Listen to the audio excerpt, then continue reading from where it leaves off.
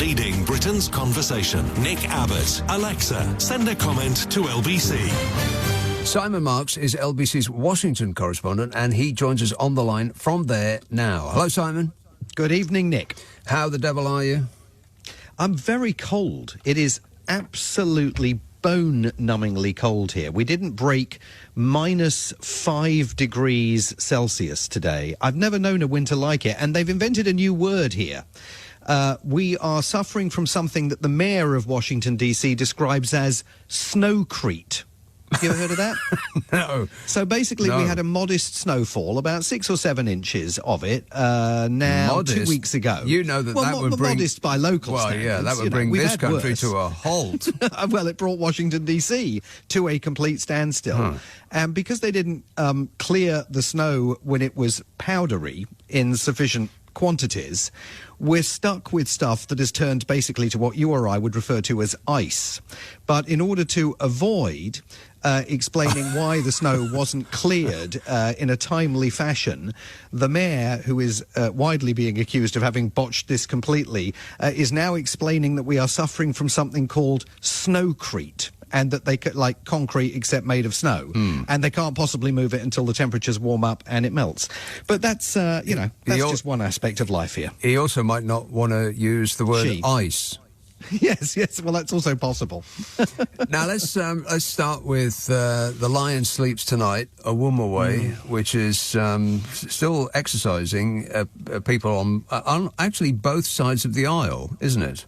Yes, very much so. I mean, Donald Trump still has a massive problem with Republicans who are pushing him to apologize. I mean, and he's gone so far, of course, as to delete the reposting of that video, which included at the end of it a 2-second meme from a previously distributed longer video that had got other Republicans into difficulty last year because it shows the Obamas as primates in a jungle. So he's now, he deleted it yesterday under pressure. But the pressure from his fellow Republicans has not really alleviated. Even today, Congressman Mike Lawler of New York, who is considered one of the most at-risk Republicans in this November's midterm elections, was on ABC saying that the president has got to apologize. Sometimes he says it's just better to say I'm sorry and move on. And of course, Donald Trump isn't really in the apology business. But has he ever said sorry about anything at any time? I don't think so. I was thinking about it the other day. I mean, there must be something deeply psychological from his childhood where, you simply were told never to apologize for anything, because he never does. But it's put his political defenders in difficulty here this weekend. And, of course, all of this is manna from heaven, manna from Donald Trump's social media feed for Democrats who have taken to political rallies in various parts of the country this weekend.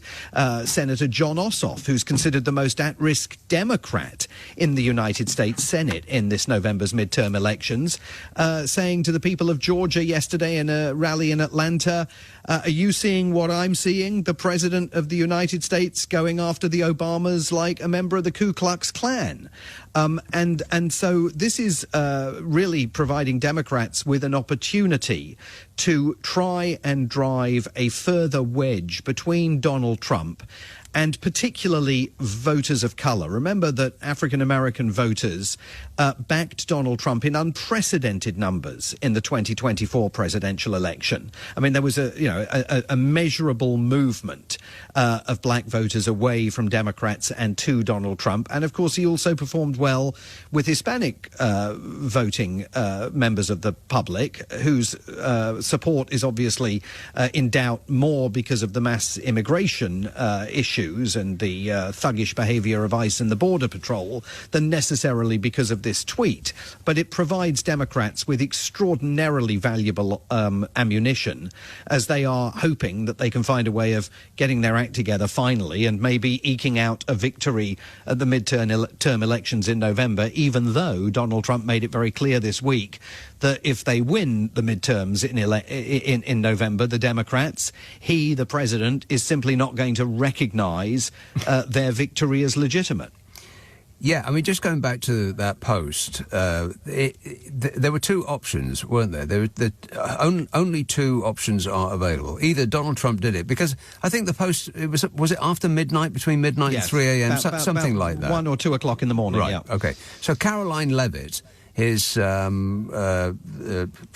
scary Barbie, whatever people are calling her. I think press secretary. Yeah, that's it. She said, nobody's interested in this. Move on, losers, or words to that effect. Fake outrage. Right, and then Donald Trump's people then sort of had to think about it, and they said, it wasn't Donald Trump, it was a staffer. So are we really supposed to believe that a staffer pulled Donald Trump's phone out of his weirdly small hands at 2 o'clock in the morning and then tweeted something unbeknownst to him? Well, no, because then there was a third telling of the story that came from President Trump, who said that he had looked at the video. He says that he didn't watch it all the way through, but he liked the cut of its jib. And he said to the staffer, off you go, post that. And whether the staffer knew, certainly the president claims he didn't know, that those 2 seconds were at the end of the video. And I think it is worth making the point, Nick, this was a 61-second video. 2 seconds of it right at the end were these shameful racist images of the Obamas. The first 59 seconds was yet again more meaningless twaddle about how Donald Trump won the 2020 election and Joe Biden lost it. So he watched this thing through. It was a presentation that had been made at a conference, apparently, I think last year, by some pseudo-academic who is spreading the conspiracy theory that Joe Biden actually lost in 2020 and that the election was rigged. And Donald Trump obviously looked at the first few seconds of this thing and said, yeah, absolutely great, right. Because he's been talking all week again about how an election more than 5 years ago was rigged when we all know that it absolutely was not. Yes. So it was that thumbs up from the emperor that then led the assistant to click the mouse. Right, okay. So that is believable. It was a minute long, which these days is too long, didn't watch. Yes. Yeah. Watch 25 seconds of it, said, yeah, I like the look of that, let's put that up. Okay. Now, the midterm elections, I think you charmingly think that America is going to have elections at some point in the future. I beg to differ, but Donald Trump appears to be doing everything that he possibly can in order to win, cheat, steal, insert the appropriate word here. Yes, I mean, I do not rule out the Nick Abbot version of events here. I mean, anything can happen this year in America, including the deployment of armed forces on the streets of America to such an extent that the President of the United States turns around and says, we cannot have the elections, it is unsafe for the electorate to go to the polling stations. You cannot rule that out. But I think what we've seen from the President over the last 3 weeks, and particularly in the last week, is a growing sense that he's either going to rig the outcome of the elections or simply reject the outcome of the elections when Republicans lose. And what he's been talking about in the last few days is what he describes as nationalizing the election, taking the power to organize elections away from America's individual 50 states and putting that power in the hands of the federal government. In other words, the government that he runs. Now, that proposal is plainly unconstitutional. You don't even have to read beyond the first page of the Constitution to see that it's unconstitutional. It's in Article 1 of the Constitution. Elections are the preserve of America's states to administer within their own geographical boundaries. So he doesn't stand a snowball's hope of making that change. But what he's doing, I think, is laying the groundwork for saying, when the Democrats win, this was rigged. I mean, he was asked on NBC News this week in an interview, if Republicans lose the midterms in November, are you going to accept the outcome of the election?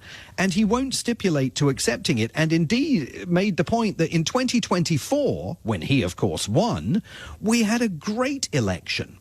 So if the election is great and he wins, then it gets the thumbs up and there's no need to complain about it. But if he loses, then the election's rigged and he's going to protest and upend the country as a result of it. That, I think, is where he's heading with all of this. Yes, very, very scary times. Now, I suppose it's a little lighter, but not much. The Olympics is providing a diversion, an amusement, but he isn't amused. He's not amused. Well, first a question. When is JD Vance booed at the Winter Olympics, but also not booed? And the answer is when you're watching NBC in the United States, because even though everybody in the stadium heard the boos, and even though everybody watching European television broadcasters carrying the Winter Olympics and Canadian broadcasters carrying the Winter Olympics heard the boos for the Vice President in the opening ceremonies, if you were watching on NBC here in the United States, rather oddly, you didn't hear the boos. Today, the President of the United States has taken issue with a skier from the United States who's competing, who has expressed the view that he doesn't fully believe in Donald Trump's governing policies. He wasn't particularly outspoken about it. This is a skier by the name of Hunter Hess. Not Herman Hess, Hunter Hess, yes, who has said that he has mixed emotions about appearing and representing the United States at the Olympics.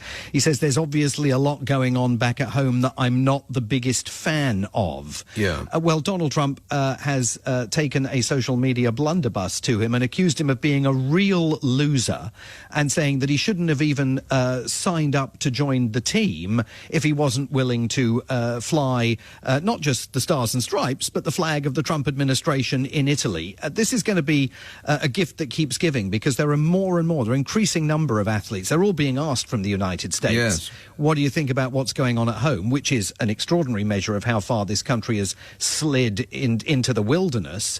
And many of them are expressing very similar sentiments, and in some cases stronger sentiments than Hunter Hess. So I think this is going to become a narrative for the rest of this Winter Olympic Games.